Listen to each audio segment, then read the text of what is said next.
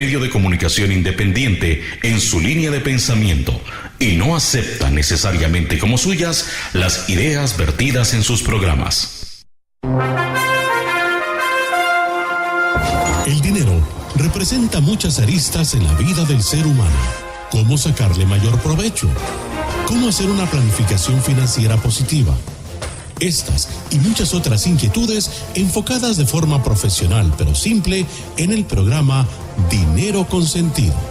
Dinero con Sentido, con el psicólogo y coach financiero José Luis Alto Laguirre.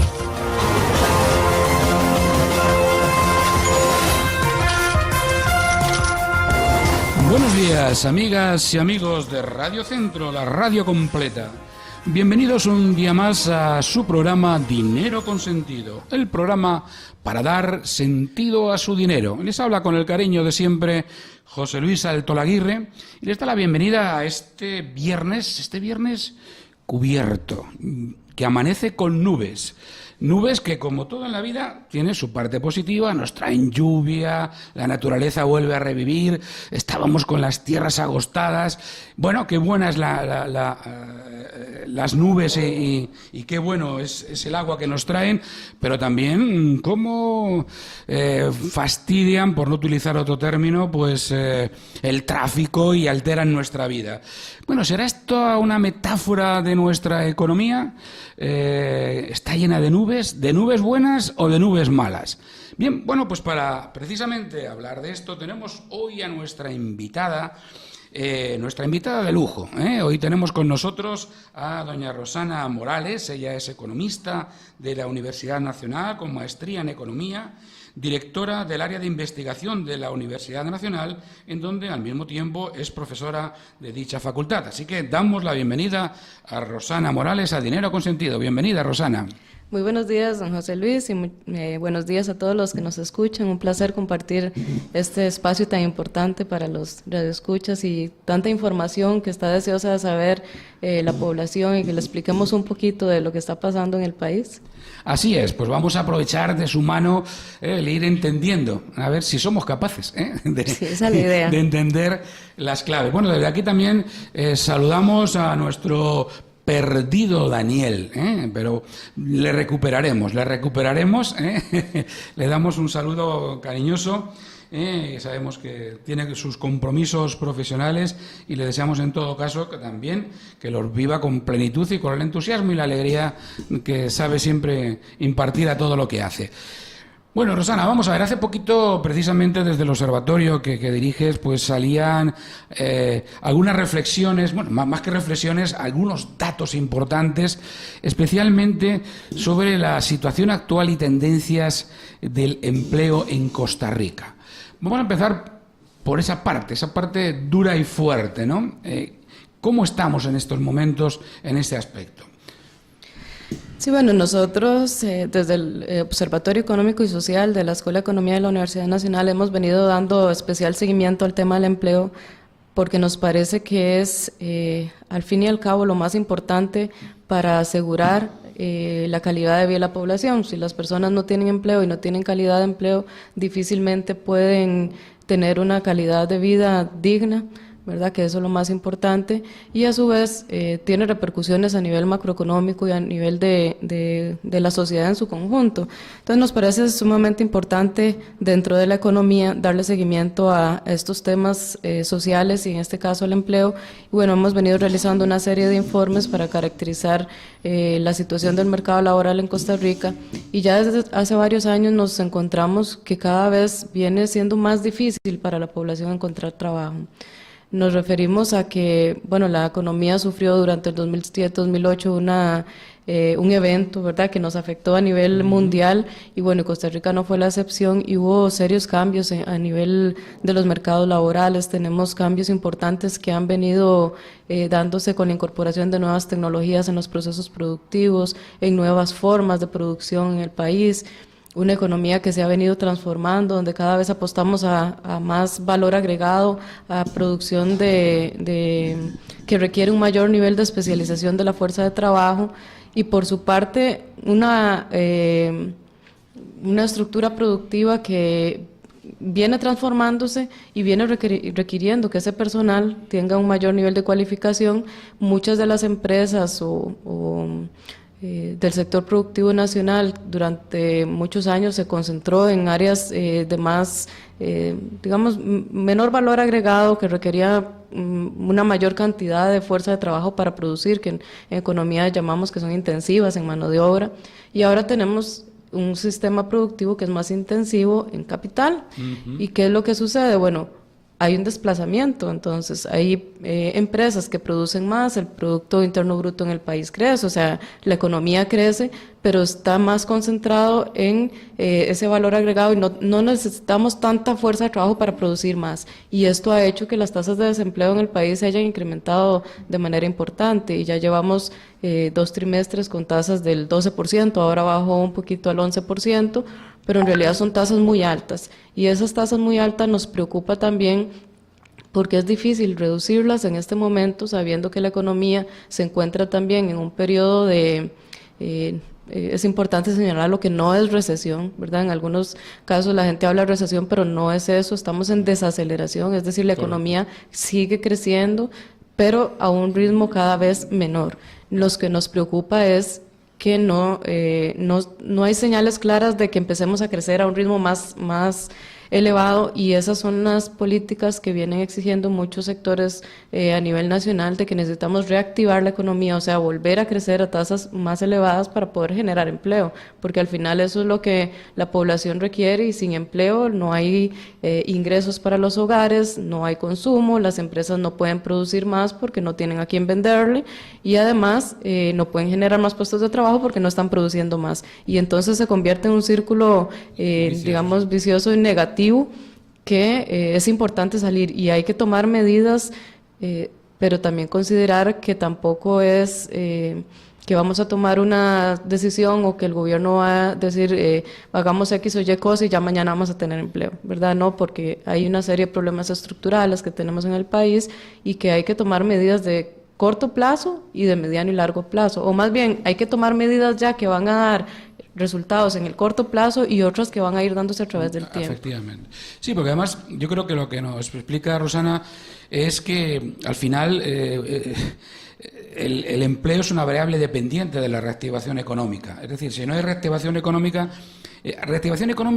pero además básica, es decir, porque probablemente los macros puedan ir, como decíamos, bueno, ¿no? Hay desaceleración, pero el país sigue creciendo, se está transformando, pero la realidad es que el porcentaje de paro, aunque ha bajado relativamente en los últimos meses, van apareciendo también algunos análisis en donde se habla de personas que ya ni siquiera buscan trabajo, que si las sumáramos probablemente nos podríamos ir al 13% de paro. Es difícil de aquilatar esa cifra, ¿no? Pero realmente como gente que ya simplemente dice, bueno, me voy al sector informal y voy a ver cómo me busco la vida, ¿no? Lo cual realmente eso sí sería tremendo porque ahonda el problema, el entramado laboral del país y además pues le priva incluso pues de ingresos fiscales, de consumo, etcétera, ¿no? O sea, con lo cual se profundiza más el problema. Sí, tal vez es importante a veces, bueno, en economía usamos muchos términos que tienen por detrás ciertas definiciones. Una de ellas es el tema del desempleo, ¿verdad? Que tal vez es importante explicar quién es desempleado. Efectivamente. ¿Verdad? Entonces, según los análisis de las encuestas que se realizan, bueno, actualmente en Costa Rica, durante muchos años se realiza a través de las encuestas de hogares y desde el 2010 se realiza a través de la encuesta continua de empleo y tenemos datos trimestrales. Una persona se considera desempleada si cuando llega el entrevistador le pregunta si en las últimas 4 semanas estuvo buscando activamente trabajo, mandó un currículum, puso un rótulo de se vende algún, ¿verdad? Sí. Lo que sea, alguna búsqueda activa de empleo, y esa persona, si no consiguió trabajo, se considera desempleada. Si consiguió trabajo y al menos trabajó 1 hora la semana anterior, entonces no se considera desempleada, se considera subempleada, trabaja menos horas, pero eso no significa que en realidad tenga un empleo, claro. ¿Verdad? Entonces, Es importante considerar esto. Hay personas que tienen más de 2, 3 meses de buscar trabajo y se cansaron, y cuando llega la encuesta dicen, bueno, no, en las últimas 4 semanas no he buscado empleo, entonces ya no pasan a ser desempleados. Es decir, salen de la fuerza de trabajo y ya no se consideran desempleados. Y eso es lo que mencionabas ahorita, ¿verdad? Sí. Que el desempleo en el país ronda el 11%, pero si sumamos esas personas que se cansaron de buscar trabajo y no aparecen como desempleados, puede llegar al 14%. Y adicional a ese indicador tenemos una población que se considera disponible con limitaciones. Significa, por ejemplo, la mayoría son mujeres que tienen deseos de trabajar, no buscaron trabajo, están disponibles, pero con algunas condiciones. Por ejemplo, lograr que alguien cuide a sus hijos, lograr que alguien los recoja de los centros educativos, o lograr un horario especial para poder qué sé yo, que están estudiando y poder ir a clases a las 5 de la tarde un día, claro, ¿verdad? Y hay empresas que dicen, no tenemos oportunidad, sale todos los días a las 6, entonces no busca trabajo, pero está disponible. Cuando consideramos esa población disponible para trabajar, la población que se considera desempleada, más esos desalentados, el desempleo puede llegar al 20%. Es decir, podríamos tener un desempleo potencial del 20% si al final todas las personas deciden mandar un currículum o poner un rótulo. Nos vamos a meter en el mercado de trabajo. Exacto, y entonces eso es preocupante, no solamente considerando esta cantidad de desempleados, como mencionaba, también está esta otra población que si dice que trabajó 1, 2, 3 horas la semana anterior ya no es desempleado, pero las condiciones del empleo, o sea, ni siquiera un ingreso mínimo va a tener. Y ahí entramos entonces en el tema del subempleo, que ronda el 8% también y que ha venido incrementándose. Y después está el tema de la informalidad. ¿Qué es la informalidad? Bueno, aquella población que trabaja y que su patrono no paga sus cargas sociales, ¿verdad? Que se mantiene trabajando de manera informal. Y bueno, esta población por lo general tiene bajo perfil educativo, trabaja menos horas por semana, gana menos del salario mínimo, ¿verdad? Definitivamente. Una parte de ellos trabajan de manera independiente. Por ejemplo, del total de personas ocupadas en el país, cerca del 23% trabajan de manera independiente. Y del total de personas que trabajan de forma independiente, el 90% son informales. Entonces, cuando usted decide buscar y emprender un negocio, trabajar independientemente, la mayoría lo hacen dentro de la informalidad. Y obviamente ahí no tendrá garantías de ningún tipo, claro, no está contribuyendo a la seguridad social. Hablábamos hace un rato, fuera de micrófono, sobre el tema de la jubilación. La gente entonces ni siquiera está preparándose eso para ni jubilación. Siquiera no está encima de la mesa ni por asomo, claro. Exacto, entonces hay una serie de problemas que lleva implícito el trabajar dentro de la informalidad. Actualmente casi 1 millón de personas trabajarían en la informalidad, más los 276,000 desempleados, más X porcentaje de personas que trabajan en subempleo. Entonces, en realidad hay gran parte de la población que está sufriendo bastante. Hay hogares que están sufriendo bastante. De hecho, una de las conclusiones que nosotros señalábamos en el informe es, por ejemplo, la economía viene creciendo cerca de un 3%. Y en el último año la fuerza de trabajo creció un 9%. ¿Qué significa? Mucha gente salió a buscar trabajo y muchas de estas personas son mujeres y son jóvenes. Y uno que podría estar pensando, bueno, tal vez en temas psicológicos, ¿verdad? Que es un tema que esto domina bastante. Cuando una familia tiene problemas de ingresos o problemas de que algún miembro pierde el empleo, y todos salen a buscar trabajo. Claro, sí, para solucionar el problema, vamos a decirlo así. Y muchas de ellas son mujeres que tratan de buscar algún empleo y por lo general buscan aquellas actividades de tiempos parciales que les permita combinar sus labores del hogar con las labores, con una jornada laboral que le permita algunos ingresos, y eso es lo que se ha estado dando, ¿verdad? Gran parte del incremento en la cantidad de personas ocupadas en el último año son mujeres mayores de 35 años, son mujeres que laboran en hogares como empleadores, que es un sector que en realidad es servicio doméstico. La mayoría de ellas están dentro de la informalidad porque es un sector que típicamente se caracteriza por esto. Y bueno, esta población tiene algunos ingresos para el hogar, pero al final son ingresos muy bajos y otra parte de la población ni siquiera encuentra ese empleo, y por eso se ha engrosado tanto la cantidad de personas que buscan trabajo. Entonces, me parece que muchas familias están sufriendo, en realidad están muy preocupadas por la situación económica del país, están preocupadas ahora con la puesta en marcha del plan fiscal que empieza en julio. ¿Qué impacto puede tener? Claro. ¿Qué impacto puede tener sobre sus bolsillos, verdad? Si ya no le alcanza en este momento la plata, bueno, tal vez están pensando, y bueno, ¿y ahora qué voy a hacer si no me va a alcanzar para pagar además los impuestos que se vienen?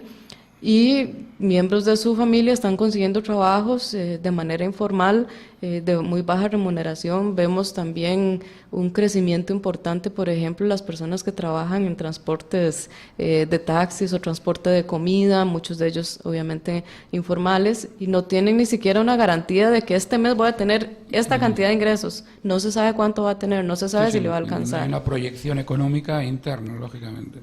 Sí, entonces es bastante complicado, pero me parece que tampoco hay que perder la esperanza. Las economías tienen ciclos, ¿verdad? Eso hay que tenerlo claro. Y uno en la vida tiene diferentes ciclos. Hay tiempos que le llamamos de vacas flacas, ¿verdad? Yo creo que Costa Rica está en una de esas épocas. Y bueno, lo importante es aprovechar los momentos de crisis para tomar decisiones, ¿verdad? Incluso a nivel familiar. Una parte importante de muchos problemas que tienen las familias es el endeudamiento. Sí, ¿verdad? Ese es. Y el consumismo que nos ha hecho querer todo lo que tienen nuestros vecinos, nuestros conocidos, y aunque no tengamos el dinero para comprarlo, nos endeudamos con tarjetas de crédito, pedimos préstamos, y bueno, en este momento ya muchas familias han topado con techo, ya no son ni sujetos de crédito y están hasta el cuello con deudas. Claro. Sí, sí, no, y además que eso impacta luego también en el sistema financiero, sube la morosidad. Pero bueno, vamos a ver, porque estamos viendo la parte de las nubes que efectivamente nos afectan, pero que es importante, ¿no?, tomar conciencia de ello, porque esto es una realidad. Por ahí en una entrevista que le hacían a Rosana hace unos días también, o hace un tiempo, hablaba precisamente de los ciclos, ¿no?, que no hay una serie exacta de ciclos. ¿Cuánto tiempo dura un ciclo positivo o negativo? Bueno, no hay una estadística fiable, ¿no? Cada tantos años sube, baja, sabemos que hay ciclos, pero probablemente no responde a un patrón determinado. Sí, así es. Bueno, hace unos días tenía una conversación sobre este tema, porque bueno, hay quienes creen que ya llevamos varios meses de desaceleración y ya vamos a empezar a crecer.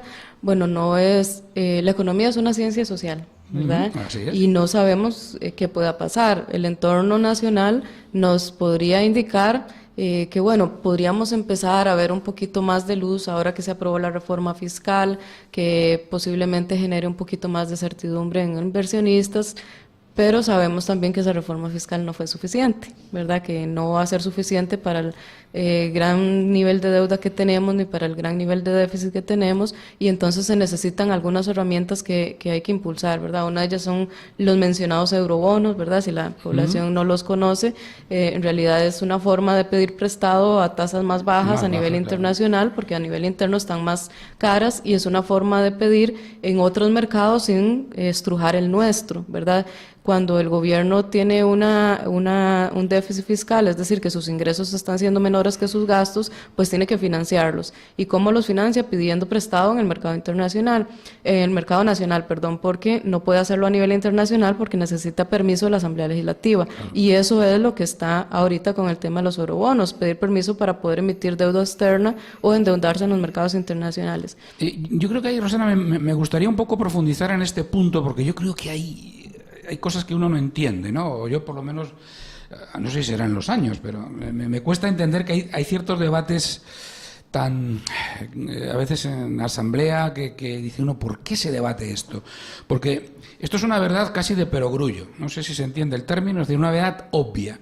Es decir, si yo abarato mis costos de financiación, los intereses que pago por mi deuda, bueno, me estoy ahorrando dinero. Si obviamente tengo que financiarme internamente, todo ese dinero que lo voy a sacar pues de los bancos, de las empresas, etcétera, bueno, es dinero que no se revierte de manera directa, además, al sistema productivo. Si tengo la oportunidad de conseguir dinero más barato, incluso fuera del país y a más largo plazo, ¿dónde está la duda?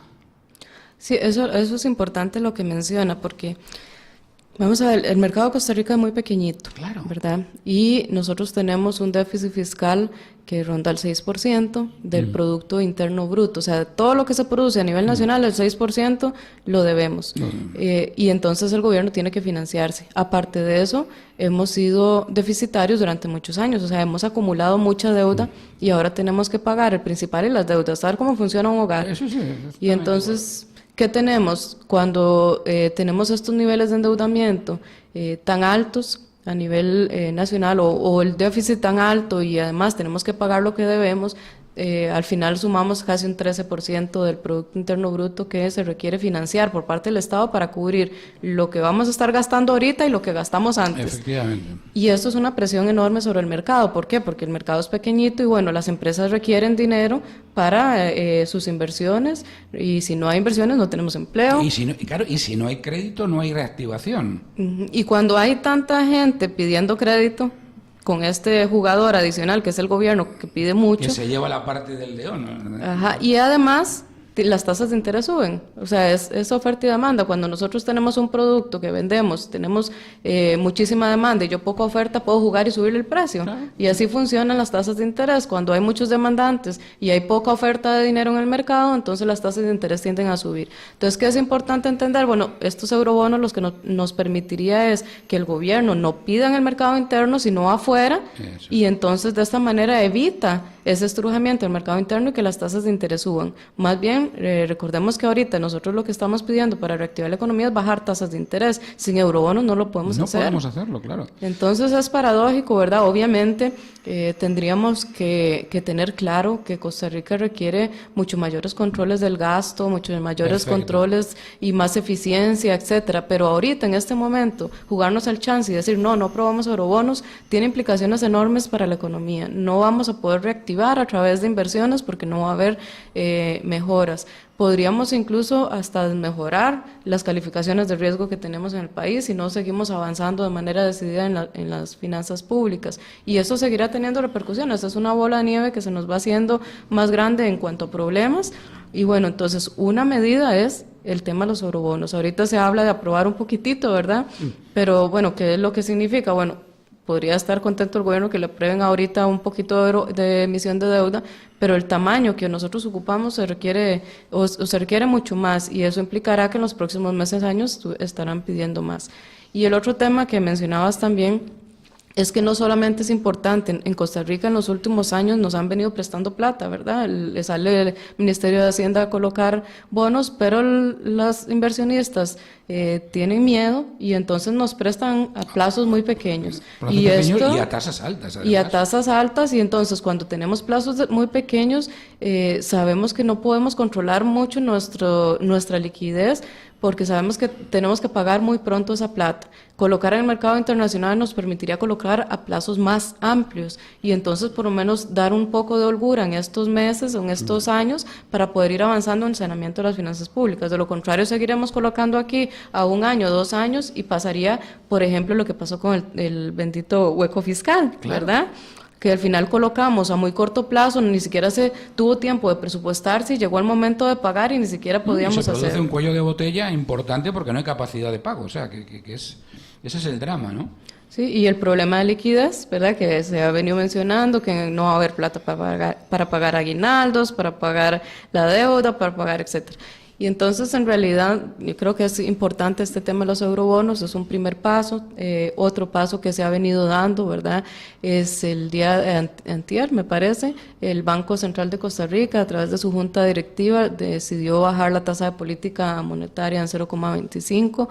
Y bueno, esto también podría incentivar a que las tasas de interés en el mercado se reduzcan. Pero también es importante señalar que a nivel económico el Banco Central no es el que determina las tasas de interés de los bancos, ¿verdad? Las entidades financieras al final deciden cuál tasa de interés van a tener, pero el Banco Central a través de la tasa política monetaria manda señales al mercado y la idea es que eso se transfiera a través del tiempo y bueno, bajen esas tasas de interés. ¿Y por qué es importante? Bueno, todos los deudores que están actualmente pagando sus cuotas, podría bajar sus cuotas en caso de que las tasas de interés bajen y podría propiciar inversiones, ¿verdad? Que al final eso es lo que queremos con la reactivación, que las empresas y la gente invierta para poder generar más producción, más empleo y a través de más empleo puedan consumir más, y bueno, entonces se hace ese círculo más bien positivo de reactivación económica. Claro, y yo creo que esto es lo fundamental, y quizá desde aquí hemos hablado muchas veces de ello, de dar, no sé si sentido común, pero yo creo que es importante, más allá de la pugna política, hay aspectos que son importantes. O sea, Costa Rica necesita hoy o tener una capacidad como un puente de transitar desde la situación actual a una situación de menor agobio económico, ¿no?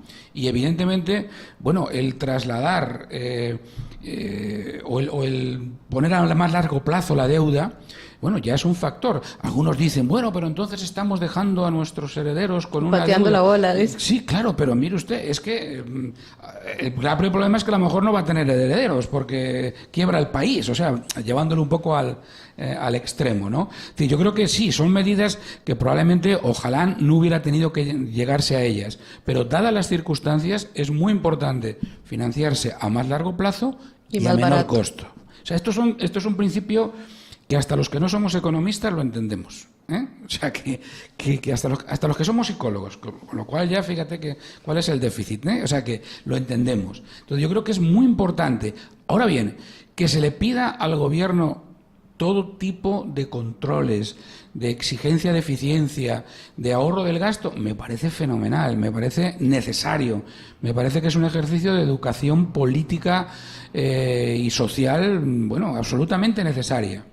Pero son acciones que deben darse paralelos, claro, pero no antes de, claro, porque en el camino nos quedamos botados. Nos quedamos botados. Y es que además estamos estrangulando, o sea, porque esto es importante, ¿no? Y por eso creo, Rosana, que fenomenal tu aportación, porque creo que es muy importante que se entienda, y esto no es un debate ideológico.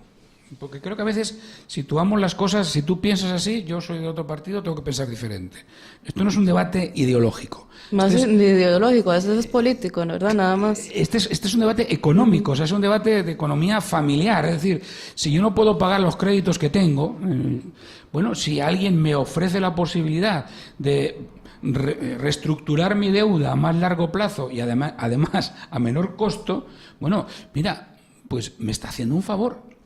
No sé si vale la expresión, no es muy técnica, pero me parece que es lo que la lógica nos está diciendo.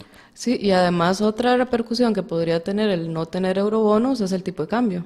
Bueno, ¿verdad? Entonces otra ahí variable. también entramos en otra variable muy importante, porque una gran parte de la población se ha venido endeudando en dólares en los últimos años, mientras sus ingresos son mayoritariamente en colones. Eso significa que incluso la mayoría de personas que se endeudan en dólares o lo han hecho en dólares, sí, son créditos muy grandes, son créditos para vivienda, muchos de ellos, y bueno, un brinco en el tipo de cambio haría que tendría que pagar hasta 50, 100 mil colones más por mes, y es insostenible para muchos hogares. Esa es una variable que es una tasa indirecta que no se toma en cuenta en muchas oportunidades y es realmente una espada de Damocles a la hora de la economía familiar. Cuando te estás endeudando en moneda diferente a aquella en la que usted recibe su dinero. Sí, y durante mucho tiempo el tipo de cambio estuvo tan estable que la gente obvió el riesgo. Sí, me sale mucho más barato, y efectivamente era más barato endeudarse en dólares, sí, claro, pero uno tenía que saber o considerar una holgura en sus ingresos o en su liquidez para poder enfrentar algún momento en que el tipo de cambio suba, ¿verdad? Y a finales del año pasado yo creo que muchas familias lo sintieron, sí, sí, claro, y una inestabilidad del tipo de cambio en realidad podría tener repercusiones importantes, no solamente sobre estas familias, ¿verdad? La banca, el sistema financiero, que ha prestado dinero incluso a personas que no son muy sujetas de crédito, y ahora se ha venido endureciendo y el crédito en dólares se ha venido bajando, pero en realidad si no aprobamos eurobonos, también podríamos tener efectos sobre el tipo de cambio, además de que suben tasas de interés, entonces doble golpe, y entonces esto en realidad perjudica a la población. Entonces hay que tomar medidas, decisiones ya, Y yo creo que no hay tiempo. Hace mucho hemos venido hablando, no había tiempo para la reforma fiscal. Más de 10 años discutiendo la reforma fiscal y hasta ahora se dio. Menos mal que salió, ¿no? Pues, aunque sea imperfecta. Bueno, vamos a tomar aire. Vamos a tomar aire un minutito, Rosana. Amigas, amigos, vamos a hacer una pequeña parada. No se nos vayan. Nos gusta que estén con nosotros. Volvemos con ustedes en 1 minuto y medio. Dinero Consentido, un programa para desarrollar su libertad financiera. ¿Cuáles son las cosas más importantes que debo tener en cuenta para empezar un proyecto como emprendedora? Todas las respuestas en Dinero Consentido, en Radio Centro 96.3 FM, de 8 a 9 de la mañana, con José Luis Salto Laguirre, su coach en línea, para dar sentido a su dinero.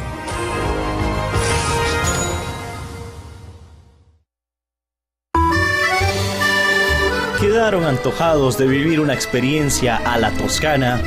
¿Quiere ir a cenar con su pareja o con algún acompañante y disfrutar de la mejor comida italiana? Radio Centro y Le Tre Campane le regalan una cena para 2 personas en el restaurante Le Tre Campane en Tres Ríos de Cartago. Lo único que tiene que hacer es darle me gusta a la página de Facebook Radio Centro 96.3 y a la página Le Tre Campane. Complete la frase que se va a ir descifrando desde este martes y hasta el próximo domingo en la programación de Radio Centro. Esté atento a las campanas. Cuando tenga la frase completa, envíela al WhatsApp de Radio Centro 6333-3377, junto con su nombre completo y número de cédula. El ganador o ganadora lo estaremos anunciando en la edición de RCN Noticias de las 11:30 de la mañana el próximo lunes 27 de mayo. Participe con Radio Centro 96.3 FM y Le Tre Campane.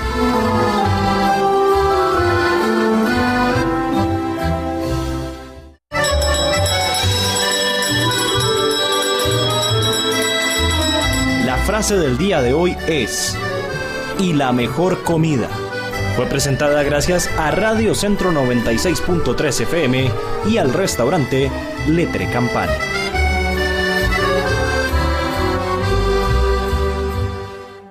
Había una vez un campesino llamado Pedro que un día decidió hacer una quema en su potrero. Pedro pensó en hacer una ronda, pero hacía demasiado calor como para volar machete. Cuando encendió la chispa, las llamas se levantaron altas y empezaron a correr hacia el bosque. Pero de repente el viento cambió y lo que terminó en ceniza fue la casa de Pedro. Que en este año del niño no se queme la casa de nadie. Sumate a la campaña Un Verano Sin Incendios Forestales. Búscanos en redes como Toño Pisote. Un mensaje de MINAE, SINAC, CONIFOR y esta emisora.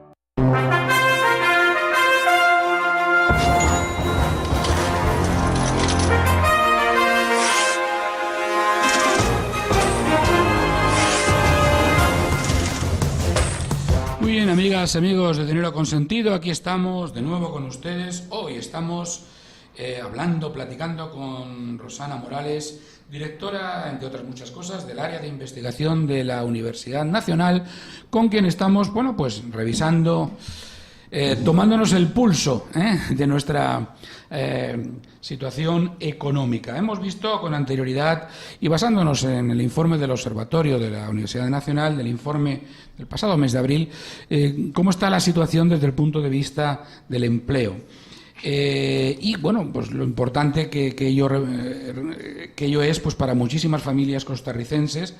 Y entrábamos ya de manera progresiva en la reactivación económica y nos quedamos ahí en un capítulo muy importante, que era la aprobación o no de los eurobonos, donde la visión de Rosana era que claramente estos eurobonos son una herramienta necesaria para la reactivación económica. Pero, Rosana, si te parece, sigamos profundizando en la reactivación económica, ¿no? En esta palabra o este concepto que continuamente se viene utilizando y que creo que es importante abordar con cosas concretas, ¿no? Es decir, ¿qué es esto de la reactivación económica y cómo nos va a beneficiar a los costarricenses? Bueno, es importante señalar que cuando hablamos de reactivación significa términos sencillos como dinamizar, hacer que todo se mueva un poco más rápido, y esto permite que se generen más fuentes de empleo, que al final no podemos hablar de reactivación económica sin reactivación del empleo, o podríamos tener reactivación económica sin tener reactivación del empleo, entonces ahí sería igual de perjudicial. ¿A qué me refiero? Que podría ser que la economía crezca más, pero concentrada en unos sectores, que de hecho es algo que ha estado sucediendo, ¿verdad? Cuando uno analiza la economía a nivel desagregado, vemos que sectores que son más intensivos en fuerza de trabajo o en mano de obra, un sector un sector agrícola, un sector comercio, más vienen cayendo. Entonces, ¿qué significa reactivar? Bueno, necesitamos que estos sectores que están creciendo muy poco o que no están creciendo, que vuelvan a crecer para que comiencen a generar empleo. Y bueno, para esto se necesita una serie de medidas. Como mencionaba al principio del programa, hay muchos problemas estructurales que tiene el país, y a veces queremos nosotros y exigimos que el gobierno tiene que reactivar la economía, y queremos que tome decisiones para que mañana ya tengamos tantos miles de empleos, y en realidad eso no funciona así, ¿verdad? No podríamos nosotros esperar que se tomen medidas que de la noche a la mañana ya tener los resultados. Hay que tener paciencia, ¿verdad? Pero sí hay que ir tomando decisiones ya. Y una de esas decisiones, ¿verdad? Podríamos verlas reflejadas o los resultados reflejados en el corto plazo. En corto plazo me refiero a un año, año y medio, 2 años, ¿verdad? No es dentro de 2, 3 meses. No es en un mes, no. Y en el mediano y largo plazo, pues hablamos ya más hacia adelante sobre cuál es el país que nosotros queremos. Y yo creo que esa discusión siempre se queda en el olvido. Nos preocupamos tanto por cuando tenemos el agua hasta el cuello, ver qué hacemos y no planificamos hacia adelante qué es lo que como país requiere, y gran parte de los problemas que tenemos ahora es precisamente que no hemos planificado y articulado correctamente esas políticas. Por ejemplo, mucha población dice, ya no vale la pena estudiar porque igual estoy desempleado. Y en realidad alguna población tiene razón. Me refiero a que, por ejemplo, ahorita el total de desempleados en el país, el 10% tienen un título universitario. Entonces estas personas dicen, bueno, me endeudé, estudié y aquí estoy sin título, estoy o desempleado, o incluso gran parte de ellos está trabajando en otras cosas que no tienen nada que ver con lo que estudiaron. Pero ¿qué es lo que pasa? No ha habido una articulación entre el sistema educativo y las necesidades del mercado. Y al final hay muchas áreas saturadas o sobresaturadas que hacen que incluso hasta bajen los salarios de esas carreras o especializaciones, porque mucha gente estudia eso y al final las áreas que estamos ocupando ahorita no se previeron con anterioridad, y bueno, estamos teniendo un déficit de fuerza de trabajo en algunas áreas. Entonces nosotros decimos, bueno, reactivemos economía, queremos empleo de calidad, comencemos a traer inversión extranjera directa para generar empleo, porque es empleo de alta calidad, pagan mejor salarios, y resulta que llega una empresa y le dice, bueno, al gobierno, tengo interés en invertir, necesito 300 contadores, ¿los tienes? No los tenemos. Necesito tantas personas que hablen inglés, no las tenemos. Entonces podríamos reactivar en algunas áreas o generar inversiones nuevas, otras áreas, pero no tenemos la fuerza de trabajo capacitada para hacer eso. Y entonces ahí estamos quedando un poco botados.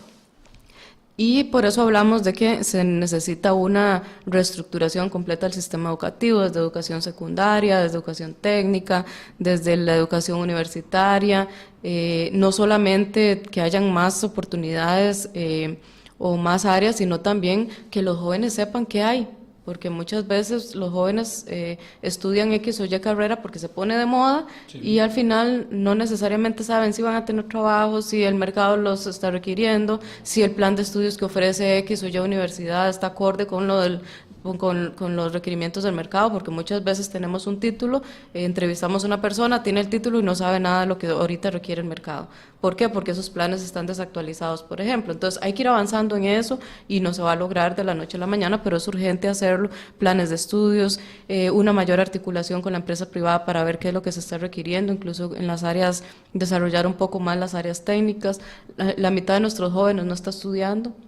Y bueno, ¿qué hacemos con estos jóvenes? Y al final hacia adelante son los que van a permanecer o en puestos de muy baja calificación o desempleados. Necesitamos atraer a esos jóvenes, tratar de capacitarlos, pero no en cualquier cosa, ¿verdad? No se trata de que el INA diga, bueno, vamos a trabajar en X o Y región y le vamos a dar un curso de capacitación y el joven estudió y ¿para qué me sirve ese título? sino tiene que ser bien articulado con la empresa privada para ver los resultados y además evaluar esos resultados. Y tampoco podemos capacitar en una región, por ejemplo, a 300 personas sabiendo que hay puestos para 2. No, tenemos que ser un poco más estratégicos, tener una visión más integral. Los gobiernos locales deben incorporarse activamente en este tema de reactivación, porque al final son ellos los que conocen las necesidades y las capacidades y oportunidades que hay dentro de sus regiones, pero y no podría concentrarse en lo macro, ¿verdad? A nivel gobierno central yo creo que no se podría hacer gran cosa. Cada región, cada territorio tiene sus particularidades, sus necesidades. Vemos muchas desigualdades a nivel regional, ¿verdad? Tasas de desempleo que superan 14% en región Pacífico Central, Brunca, Chorotega. Ahora tenemos la zona de Limón, que tiene también sus particularidades con respecto a lo que está sucediendo con Habdeba. Y entonces las políticas, aunque al final se dan a nivel macro, hay que articularlas a nivel regional y hay que adaptarlas a las necesidades y a las posibilidades que tienen esas regiones. Yo creo que eso es también algo que no se ha venido dando en los últimos años. Nos concentramos mucho en lo macro, nos concentramos mucho en lo macro sin considerar, por ejemplo, que las necesidades que tienen las mujeres en el mercado laboral son diferentes a las de los hombres en el mercado laboral. Entonces tenemos que tener una política con perspectiva de género.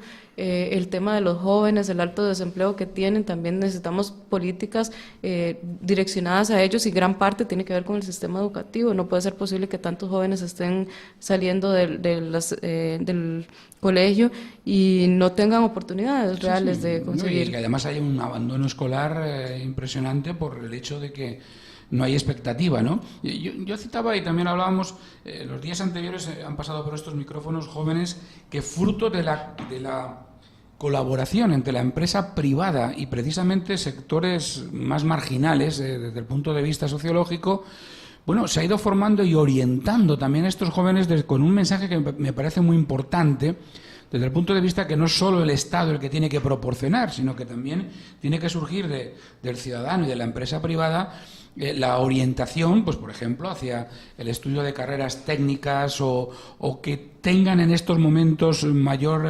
accesibilidad o mayor demanda en el mercado, el aprendizaje del inglés, etcétera. Y qué bueno cuando veíamos en una fundación que, bueno, está con 800 jóvenes, todos jóvenes, que en estos momentos tienen, bueno, una línea de actuación y prácticamente con unos niveles de empleo superiores al 90%. Bueno, son acciones también concretas que no solamente corresponden al Estado, que por supuesto sí tiene que hacerlo, sino también a la sociedad costarricense. Sí, la organización de las sociedades es fundamental, incluso desde nuestros hogares, ¿verdad? A veces culpamos a los demás de lo que pasa y no incentivamos a nuestros hijos jóvenes a estudiar, no les ayudamos, ¿verdad? Yo creo que una parte importante de los problemas que tiene ahora la sociedad es el poco vínculo familiar que tienen y el apoyo que tienen algunos jóvenes, y bueno, es importante empezar desde ahí. Y de las comunidades, la organización, es interesante ver cómo para cualquier cosa, cualquier proyecto, nadie aparece, nadie participa cuando se hace un llamado, pero ya cuando nos afecta, entonces todos reclamamos. Claro. Entonces, no podemos dejar que los demás nos solucionen o nos empeoren las cosas, sino tenemos que ser más participativos, más trabajo en equipo, hacer más organizaciones, las mismas empresas. Se requiere mucha articulación incluso entre las mismas instituciones o ONGs que hay dentro de las comunidades. Muchas veces en una comunidad no se hablan estas organizaciones, no se habla INA, no se habla MEP, no se habla IMAS, ocupamos que esas instituciones trabajen de manera articulada para resolver. Exacto, no podemos ir cada uno disparando por todo lado, ¿verdad? O haciendo cosas que al final no va a tener resultado, o no va a tener el resultado esperado. Es más, gran parte que tiene, o un gran problema que tiene también la esfera pública es que no se evalúan los resultados, ¿verdad? Como mencionaba, podemos capacitar 20 personas y listo, cumplí, capacité, ese fue el objetivo, esa fue la meta y hasta ahí llegó. No va la meta más allá, bueno, las capacité y estas personas lograron conseguir trabajo, se articularon con el sistema productivo, nada más fue un gasto y no hay una inversión. Tenemos que pensar que la educación es una inversión, y si la tomamos como un gasto, nada más capacitamos y esa persona al final no va a usar esa capacitación, fue un gasto. ¿verdad? Entonces tenemos que pensar seriamente también en cómo articular y cómo evaluar esos resultados para mejorar. Si no evaluamos, no mejoramos. Y entonces esa parte es importante. Y otro tema que se ha venido señalando en los últimos días de cómo reactivar la economía en el corto plazo. Bueno, una parte podría estar relacionada con la construcción de obra con destino público, puede ser con financiamiento privado, con financiamiento público o con los préstamos que ya tenemos. La ejecución de obras en Costa Rica es muy lenta.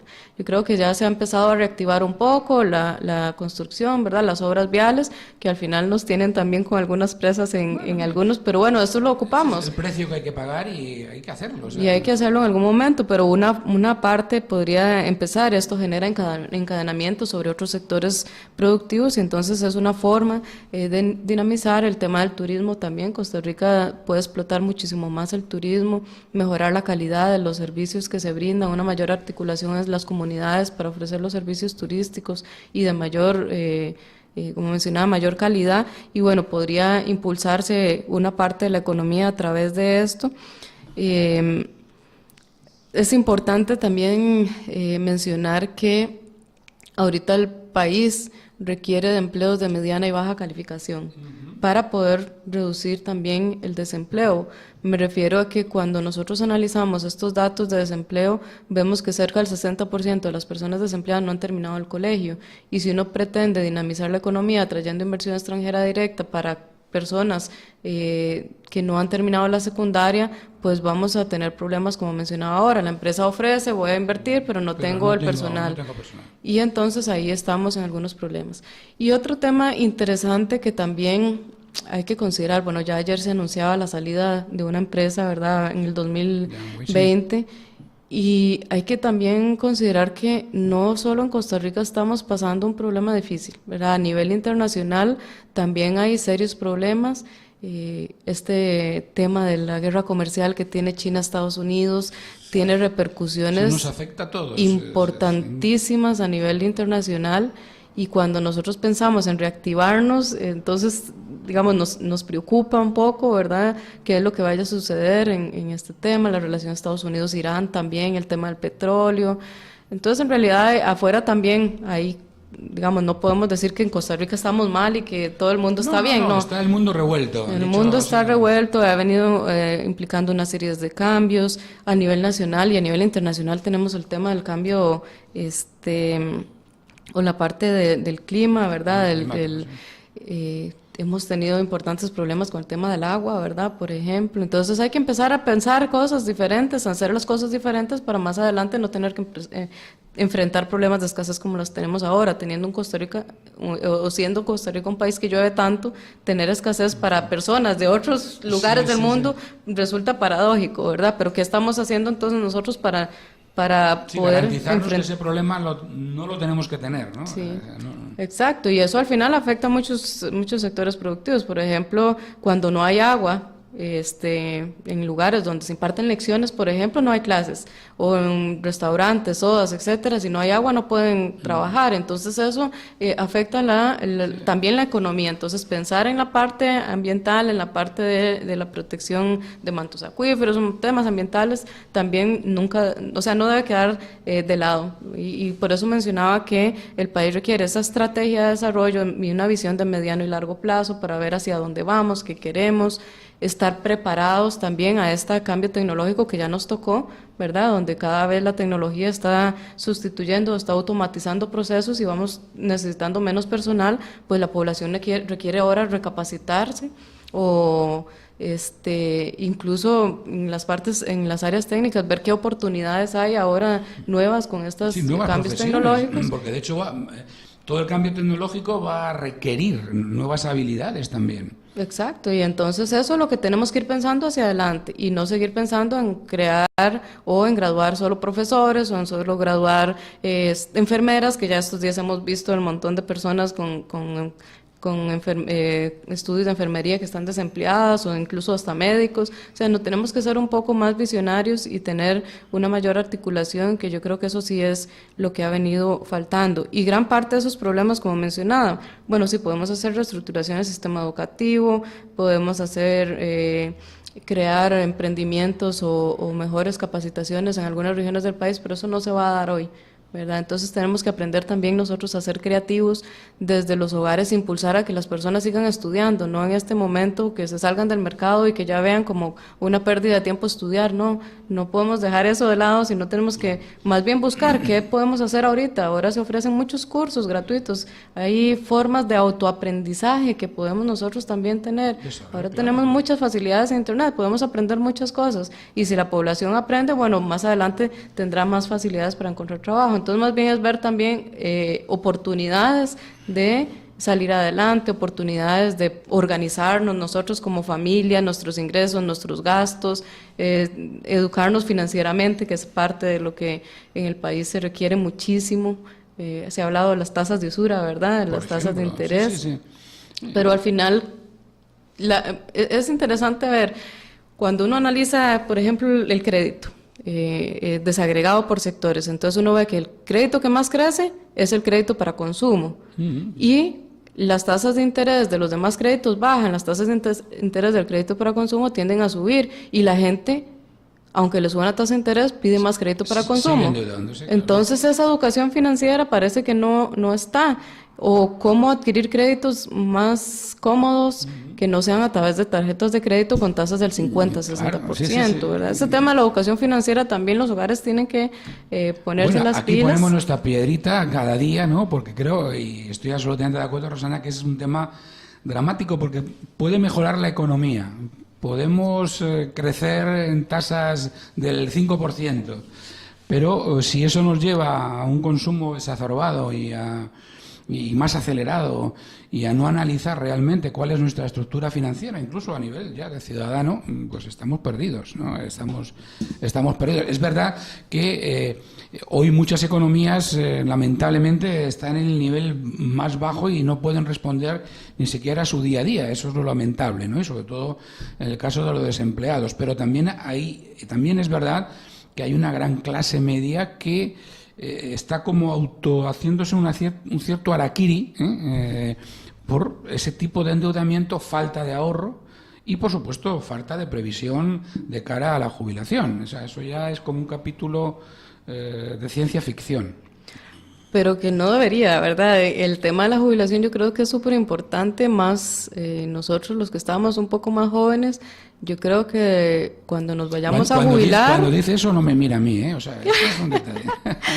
Cuando nos vayamos a jubilar en unos 20, 30 años, no sabemos si vamos a tener un sistema de seguridad social que nos pueda sostener, porque se ha hablado también del cambio en la estructura poblacional, donde cada vez la población se está envejeciendo y cada vez tenemos menos nacimientos, menos niños, y bueno, cuando nosotros lleguemos a esa etapa de jubilación, posiblemente habrá menos jóvenes para trabajar, que una parte importante que se puede aprovechar es incorporando la participación de las mujeres en el mercado laboral, ¿verdad? Que es una estrategia que debe seguir impulsándose activamente.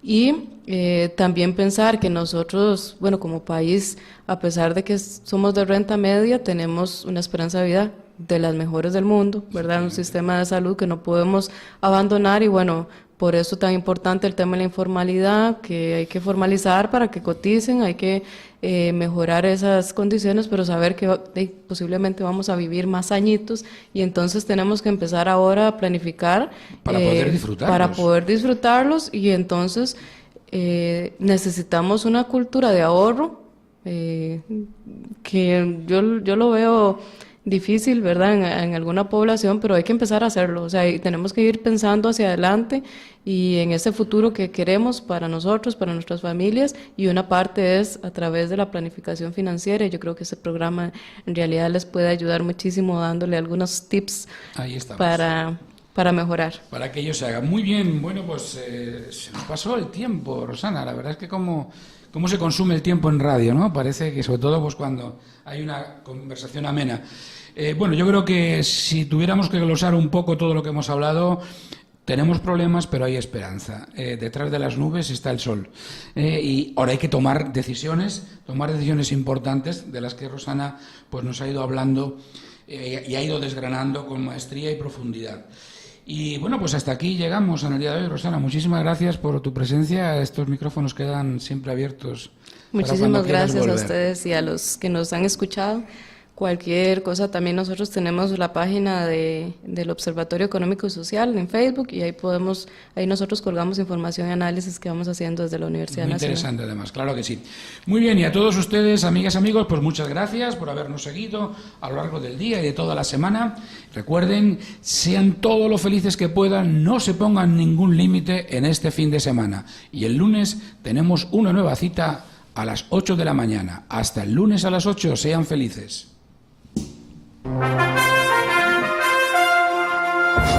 Esperamos que el tema de hoy represente un apoyo para su crecimiento financiero. Dinero con Sentido. Puede escucharlo en Radio Centro 96.3 FM. De lunes a viernes. Le esperamos en nuestra próxima cita.